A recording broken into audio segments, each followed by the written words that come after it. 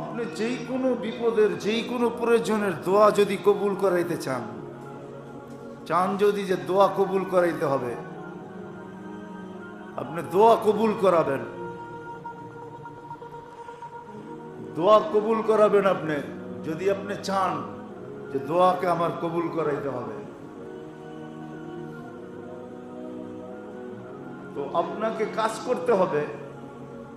আপনাকে যদি কবুল করাইতে চান, আপনি যদি কবুল করাইতে চান, তাহলে একটা সিস্টেম আছে। প্রথমে 100 বার আয়াতুল কুরসি, 100 বার দুরূদ শরীফ পড়বেন,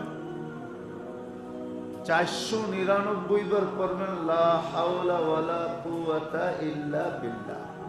এই পর্যন্ত, আগে না। কিন্তু যে সময় 500 বার পড়া হবে, শেষ বারে পড়বেন লা হাওলা ওয়ালা কুওয়াতা ইল্লা বিল্লাহিল আলিয়্যিল আযীম।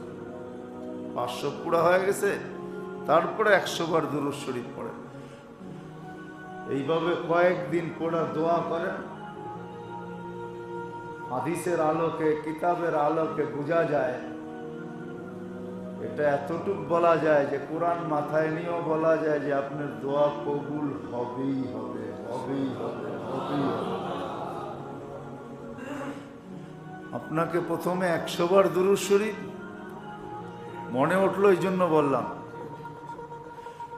499 বার লা হাওলা ওয়ালা কুওয়াতা ইল্লা বিল্লাহ। যে সময় 500 পুরা হবে, তখন পড়বেন পুরাটা লা হাওলা ওয়ালা কুওয়াতা ইল্লা বিল্লাহিল আলিয়্যিল আযীম। তারপরে 100 বার দুরূদ শরীফ পড়ে আপনি দোয়া করেন। বিয়ে হয় না, শাদী হয় না, বাচ্চা হয় না, চাকরি হয় না, বাকরি হয় না, ব্যবসা ভালো না, লাভ হয় না, লস হয়, যার জন্য পড়তে চান